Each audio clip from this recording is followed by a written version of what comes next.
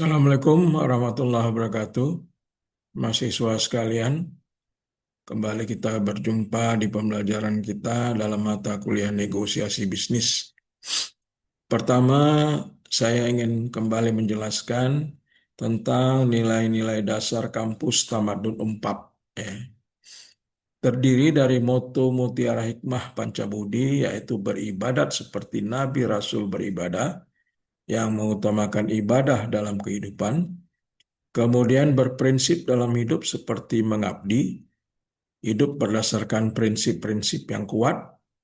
Kemudian berabdi dalam mental sebagai pejuang, memiliki mental seorang pejuang dalam memberikan bakti. Kemudian berjuanglah dalam kegigihan dan ketabahan seperti prajurit, menunjukkan kegigihan dan ketabahan dalam setiap perjuangan.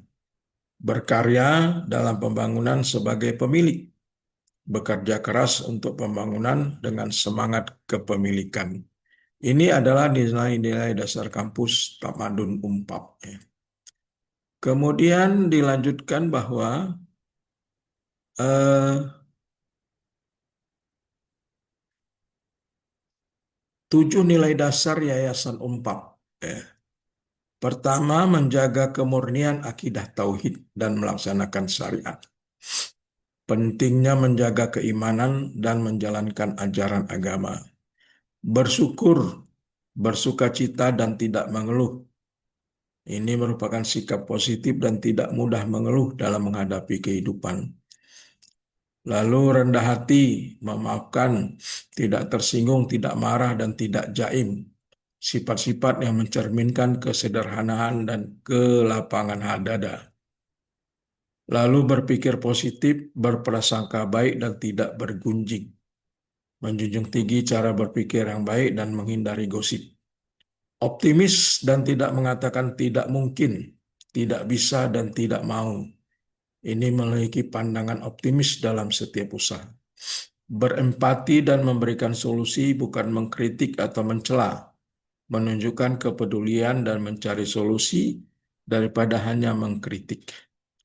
Lalu patuh kepada pemimpin dan mentaati peraturan. Menghormati pimpinan dan mematuhi aturan yang berlaku. Lalu visi dan misi dan tujuan Unpad. Unpad mempunyai visi menjadi perguruan tinggi swasta yang terkemuka, berbasis religius dalam mengembangkan iptek yang bermanfaat bagi kemaslahatan umat. Sedangkan misinya adalah melaksanakan pengabdian sesuai dengan piagam Pancabudi, mengabdi kepada Tuhan Yang Maha Esa, negara, nusa, bangsa, dan dunia. Lalu mengembangkan iptek berdasarkan Al-Quran dan hadis, mencerdaskan kehidupan bangsa dengan menggali sumber-sumber ilmu yang berfaedah dalam bidang iptek dan imtak. Lalu melaksanakan pendidikan, penelitian, pengabdian untuk bangsa dan negara Republik Indonesia yang mutunya dapat bersaing secara nasional dan internasional dalam fitrah pengabdian terhadap Allah Subhanahu wa Ta'ala. Kemudian mendorong fungsi kekhalifahan dalam mewujudkan kebahagiaan kehidupan manusia dalam dimensi dunia dan akhirat. Kemudian melestarikan sumber daya alam dan lingkungan serta kehidupan sesuai dengan syariat Islam. Adapun tujuannya adalah menghasilkan sumber insan yang memiliki kompetensi religius, moral, intelektual, berketerampilan, dan profesional. Menghasilkan sumber insan yang mampu berpikir sistemik, team building, peran usaha, terampil, berkomunikasi, dan mengikuti perkembangan iptek.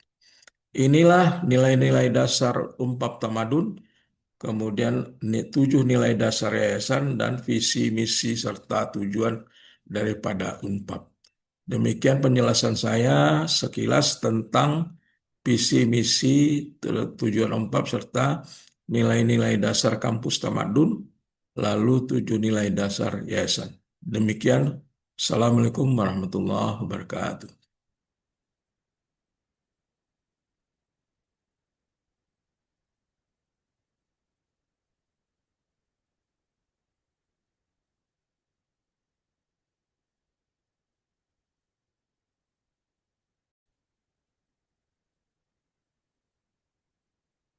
Assalamualaikum warahmatullahi wabarakatuh.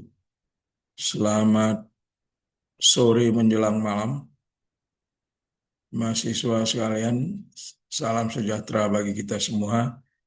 Semoga Anda sehat-sehat saja di pembelajaran kita pada sore dan malam hari ini.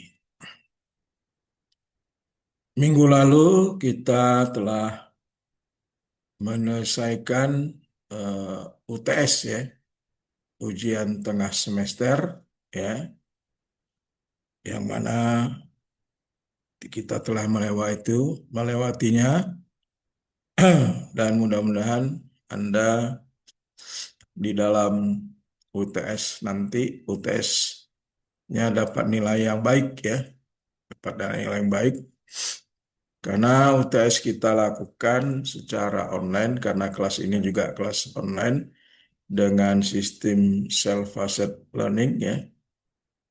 Jadi UTS-nya juga online yang saya buat melalui Google Form ya. Linknya di-share dan Anda bisa mengerjakannya tetapi dengan batas waktu ya, pakai batas waktu ya. Dan bagi yang tidak melaksanakan UTS, apa boleh buat? Karena sudah sering saya ingatkan agar dapat mengosongkan waktunya untuk UTS ini. Kalau yang lagi bekerja, agar minta izin ya kepada pimpinannya untuk dapat melaksanakan UTS. Kalau melalui HP, karena sifat ujiannya itu adalah soal dengan pilihan berganda, ya saya pikir itu tidak akan lama ya.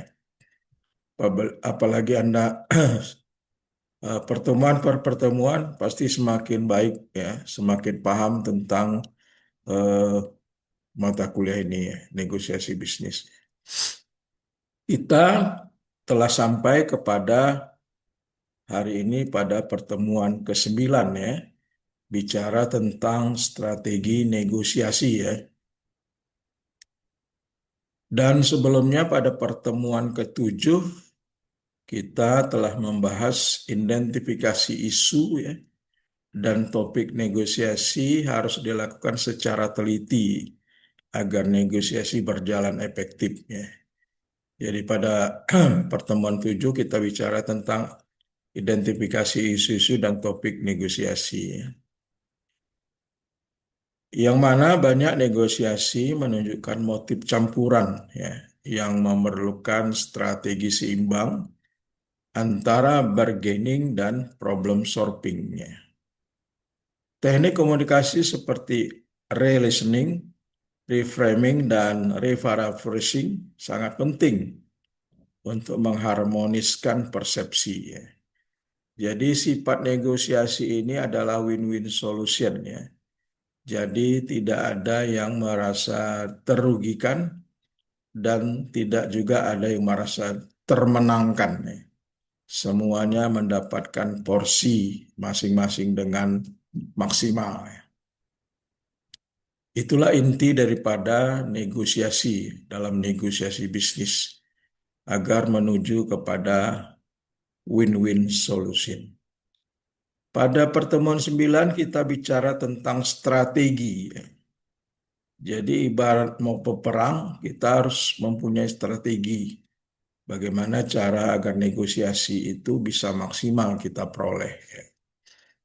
Maka marilah kita bahas ya materi pertemuan 9 ini, yang mana literatur atau bacaan utamanya tetap sama ya. Dan sebagai pendahuluan di materi 9 ini, kita tetap tidak terlepas daripada bahwa negosiasi merupakan proses interaktif yang digunakan untuk mencapai kesepakatan ya, ketika terdapat perbedaan kepentingan antara dua pihak atau lebih. Strategi di dalam bernegosiasi adalah pendekatan yang sistematis yang digunakan untuk memaksimalkan hasil, baik dalam konteks bisnis, konteks sosial, maupun di dalam konteks politik. Apa saja yang kita lakukan di dalam negosiasi? Strategi apa yang harus kita lakukan?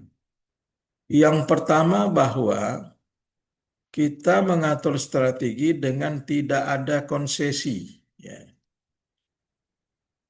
Artinya tidak ada kita akan mendapatkan apa-apa dulu. Ya. Itu strategi awalnya. Ya, tidak ada konsesi. Dan lanjut bahwa tidak ada konsesi lebih lanjut. Ya. Jadi kita terus bernegosiasi, terus bernegosiasi. Apabila terjadi kebuntuan, maka hal ini disebabkan karena melanggar konsesi. Ya. Dengan harapan realistis tinggi, dengan sistematis konsesi yang kecil. Maka setelah tahap-tahap pertama strategi ini, maka kita akan mendapat pengakuan pertama, ya. Concede first, ya. Jadi setelah tidak ada konsesi, tidak ada konsesi lebih lanjut, apabila ada muncul kebuntuan, ya, harapan realistis, karena kita mengharap realistis yang lebih tinggi, ya. Maka muncullah di situ pengakuan pertama, ya. Bisa itu loss, bisa itu win, ya. Tentunya pihak yang merasa loss, ya, akan tetap mempertahankan atau tetap bertahan atau mengharapkan negosiasi yang lebih baik. Maka terjadilah problem solving. Bagaimana kita memecahkan masalah karena terjadinya kebuntuan. Tujuan lain tentunya kita harus mencapai kesepakatan, ya. Dan itu akan bergerak untuk mendekat agar mencapai kesepakatan. Jadi konsesi itu merupakan suatu izin sehubungan dengan pekerjaan besar yang melibatkan kepentingan umum yang mana pekerjaan tersebut merupakan tugas pemerintah, tetapi oleh pemerintah diberikan hak penyelenggara kepada konsesionaris atau pemegang izin yang bukan pejabat pemerintah. Jadi bagaimana terjadi no konsesi, ya. Jadi strategi ini bisa membahayakan karena umumnya pihak lawan pasti menginginkan adanya kompromi, ya. Strategi ini membuat proses negosiasi menjadi unilateral, ya. Sekali posisi ditetapkan, kesepakatan akan tercapai hanya jika pihak lain menyetujui posisi tersebut. Dan kapan strategi no konsesi ini dilakukan? Jika kekuatan tidak seimbang, jauh lebih kuat dari pihak lawan. Ada yang berada pada posisi yang sangat lemah. Kemudian ada kandidat lain yang menyetujui apa yang ditawarkan. Dan waktu yang mendesak sementara nilai moneternya terlalu kecil. Jadi ini no konsesi, ya, tidak terjadi konsesi, ya. Ini strategi dapat membahayakan, ya. Kemudian strategi yang digunakan biasanya hubungi pihak yang memiliki otoritas yang lebih tinggi dan minta posisi lawan diubah. Kemudian abaikan tawaran tersebut dan anggap seolah-olah kesepakatan mungkin didapatkan. Atau bisa jadi kita hentikan aja proses negosiasi yang telah terjadi. Ada beberapa taktik yang dapat digunakan. Pertama, agar mencari informasi-informasi baru. Lalu bisa jadi menciptakan fakta-fakta yang ada. Kemudian mengusulkan pemecahan win-win. Sehingga kita harus menciptakan beberapa kejutan-kejutannya. Kemudian ada namanya non-voter concession. Strategi ini dapat diterapkan manakala pihak lawan dapat dipaksa untuk memutuskan kesepakatan akhir, ya. Jadi strategi ini hanya diterapkan setelah adanya kesepakatan-kesepakatan. Strategi dan taktik yang dapat digunakan untuk melawan strategi ini sama dengan yang digunakan untuk melawan strategi no concessioning. Ya. Jadi no further concession. Ya, ini adalah strategi yang kedua. Lalu terjadinya deadlock. Ya. Strategi ini dapat diterapkan jika risiko yang timbul karena ketidakpastian itu pasti dapat diterima. Deadlock adalah kondisi mati yang biasanya tercipta karena oposisi dari pihak yang tidak mau berkompromi itu memiliki kekuatan yang seimbang. Ya. Jadi sama-sama merasa berhak atau sama-sama mempunyai program yang baik. Ya. Maka semuanya bertahan, akhirnya terjadilah yang disebut deadlock. Ya. Buntu. Ya. Kebuntuan ini tentunya perlu dicari solusinya, ya, solusinya agar negosiasi itu bisa berjalan dengan baik. Maka harus apabila terjadi deadlock, maka harus dicari konsisi baru. Ya. Kemudian ada yang disebut high realistic expectation. Jadi strategi ini umumnya merupakan strategi yang paling berguna di dalam proses negosiasi. Strategi ini diterapkan dengan jalan menawarkan permintaan yang tinggi dan kemudian sedikit demi sedikit memberikan kesepakatan-kesepakatan kecil secara realistik. Kemudian ada strategi negosiasi yang dijalankan dengan cara memberikan kesepakatan lebih dahulu. Ya. Jadi ditawarkan kesepakatan terlebih dahulu hingga pada saatnya akan ada waktu untuk meminta imbalan kesepakatan. Jadi strategi ini amat bermanfaat untuk menurunkan ketegangan, menciptakan goodwill, dan mendorong suasana kerjasama dan kompromi yang lebih luas. Ya. Lalu setelah itu tentunya harus ada pemecahan masalah, ya, problem solving. Ya. Tentunya ini problem solving digunakan untuk menciptakan prosedur kesepakatan guna memecahkan masalah yang telah teridentifikasi. Lalu tentunya kita akan menuju goals other than to reach agreement. Ya. Persetujuan akhir daripada negosiasi tentunya agreement. Ya. Tapi agreement itu tidak harus merupakan hasil akhir yang ingin dicapai. Jadi pada kondisi tertentu persetujuan hanyalah merupakan satu tahap untuk mencapai tujuan lain. Misalnya persetujuan untuk tidak setuju. Jadi ada persetujuan tapi untuk tidak setuju. Atau setuju tetapi ditunda. Bisa setuju ya, tapi pelaksanaannya ditunda. Bisa seperti itu ya. Tentunya harus moving. Jadi strategi ini umumnya digunakan untuk menghindari kegagalan. Ya. Jadi kira-kira berpirasat ini pasti gagal, maka kita menghindar terlebih dahulu ya. Daripada gagal atau kegagalan itu karena persetujuan totalnya. Jadi kita menghindar sementara ya. Jadi sebelum segalanya sesuatu itu gagal, ada baiknya pihak-pihak yang terlibat dalam negosiasi ini melakukan usaha-usaha untuk menjebatani adanya perbedaan-perbedaan tersebut. Penyelesaian masalah kecil perlu disepakati agar negosiasi untuk memecahkan masalah pokok tidak harus dimulai dari awal lagi. Tentunya materi ini adalah slide yang terakhir ya. Jadi dari pembahasan pertama ada no konsesi ya. Kemudian no konsesi lanjutan. Lalu strategi berikutnya adalah bagaimana membuat apabila terjadi deadlock. Tentunya itu melanggar konsesi. Kemudian kita punya harapan realistis tinggi ya. dan sistematis konsesi ya. Lalu tentunya yang terakhir adalah considerate ya.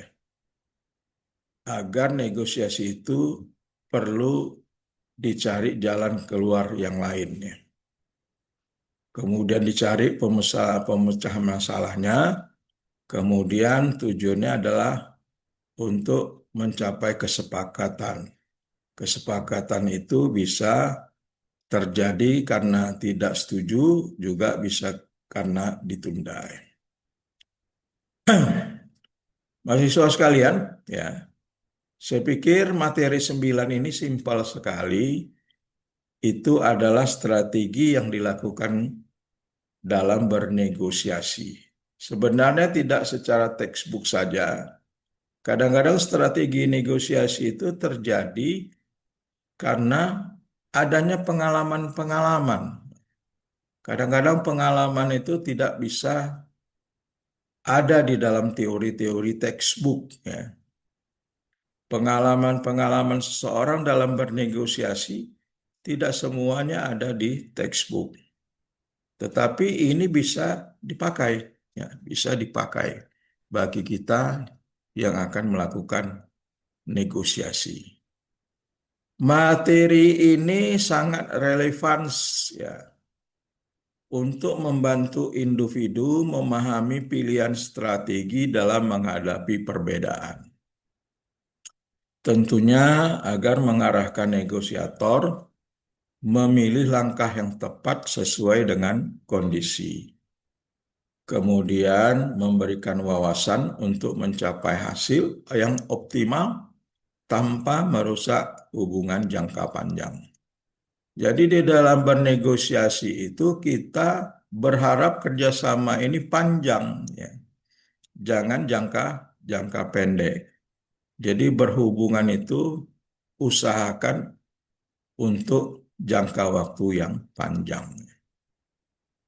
Kesimpulan dari materi 9 ini adalah strategi negosiasi yang tepat harus dipilih menyesuaikan dengan situasi, dengan tujuan dan posisi masing-masing pihak.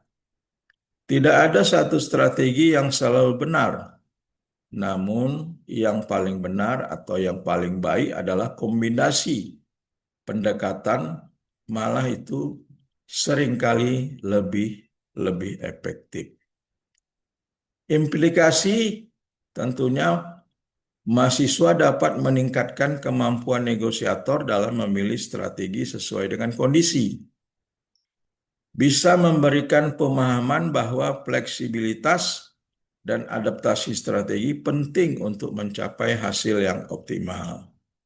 Dapat membantu organisasi dan individu mengurangi konflik berkepanjangan melalui pendekatan-pendekatan yang strategis. Di akhir pertemuan ini, kita akan membahas dan mendiskusikan dengan tanya jawab, ya. Silakan Anda membuat kelompok-kelompok untuk dapat berdiskusi dan bertanya jawab, ya. Silakan juga Anda bertanya kepada saya sebagai dosen pengampu dan chattinglah melalui WA grupnya. Apa yang harus kita diskusikan dalam materi 9 ini adalah diskusikanlah situasi di mana apabila terjadi strategi non-consensus, ya, non-consensus atau no konsesi, ya, apakah itu lebih tepat digunakannya? Jadi strategi non-concessions, ya, itu tepat digunakan. Kemudian diskusi yang kedua, bagaimana cara menyeimbangkan antara problem solving dan moving for close. Ya. Kemudian yang ketiga, diskusikanlah apakah strategi concede first berisiko dimanfaatkan oleh pihak lawan. Ya. Jadi harapan saya di dalam materi ini Anda mampu memahami, menjelaskan dan menganalisa materi tentang negosiasi atau strategi negosiasi. Slide terakhir adalah soal latihan. Silakan, ada 5 pertanyaan. Anda silakan untuk menjawabnya, mencari jawabannya, karena 5 pertanyaan ini adalah kesimpulan dari materi 9 ini ya. Jadi kalau Anda bisa menjawabnya, mudah-mudahan nilai Anda atau Anda semakin memahami tentang mata kuliah negosiasi bisnis ya. Saya rasa Anda harus tetap semangat di pembelajaran kita karena hari ini kita sudah sampai ke materi 9 ya. Materi 9 yang mana sudah melewati UTS dan kita akan meneruskannya sampai nanti ujian akhir semester ya.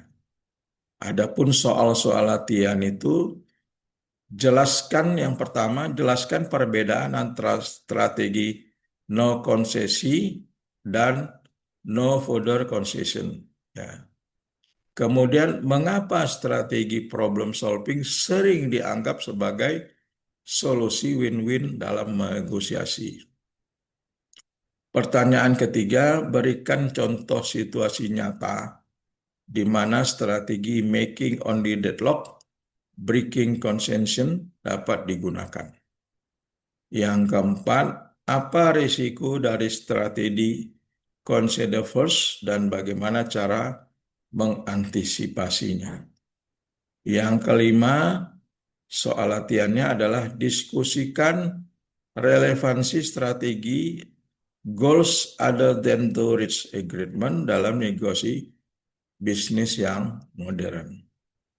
Demikianlah pemaparan dari saya melalui video ini tentang materi 9 yang berbicara tentang strategi negosiasi. Saya sudahi pembelajaran kita pada hari ini. Tetap semangat, salam sehat selalu ya. Salam sejahtera.